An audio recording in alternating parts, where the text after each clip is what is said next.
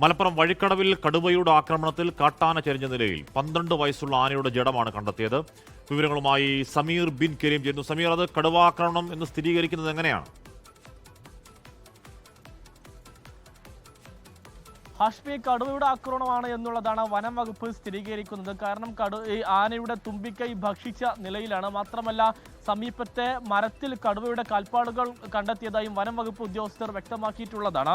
ഈ Nilambur north division പരിധിയിലെ വഴിക്കടവ് റേഞ്ചിൽ ഓടപ്പൊട്ടി വനഭാഗത്താണ് ഈ ആനയുടെ ജഡം കണ്ടെത്തിയിരിക്കുന്നത്. 12 വയസ്സ് പ്രായം തോന്നിക്കുന്ന ആനയുടെ ജഡമാണ് കണ്ടെത്തിയത്. 2 ദിവസത്തെ പഴക്കമുണ്ട് എന്നും വനം വകുപ്പ് ഉദ്യോഗസ്ഥർ വ്യക്തമാക്കിയിരിക്കുകയാണ്. മാത്രമല്ല, ഏതാനും മാസങ്ങൾക്ക് മുൻപ് ഈ വനമേഖലയിൽ തന്നെ മറ്റൊരു കാട്ടാനയെ സമാനമായ രീതിയിൽ ഈ കടുവാക്രമണത്തിൽ കൊല്ലപ്പെട്ടതായി ഈ വനം വകുപ്പ് കണ്ടെത്തുകയും ചെയ്തിരുന്നു. ജനവാസ മേഖലയോട് ചേർന്നുള്ള ഭാഗത്താണ് ഈ കാട്ടാനയുടെ ജഡവും ഒപ്പം തന്നെ കടുവയുടെ കാൽപ്പാടുകളും കണ്ടെത്തിയത് എന്നുള്ളതാണ് ഏറെ പ്രധാനപ്പെട്ടതായിട്ടുള്ള ഒരു കാര്യം. സംഭവത്തിൽ നാട്ടുകാർക്കും ഈ കടുവ ആക്രമണവുമായി ബന്ധപ്പെട്ട് വലിയൊരു ആശങ്ക പ്രദേശത്ത് നിലനിൽക്കുന്നുണ്ട്. ഹാഷ്മി, ലോകത്തെവിടെയായാലും ഏത് സമയത്തും 24 വാർത്തകളും ഓഗ്മെന്റഡ് റിയാലിറ്റി പാക്കേജുകളും എക്സ്പ്ലെയിനറുകളും വിശദമായി കാണാൻ ഞങ്ങളുടെ യൂട്യൂബ് ചാനൽ നിങ്ങൾക്ക് സബ്സ്ക്രൈബ് ചെയ്യാം.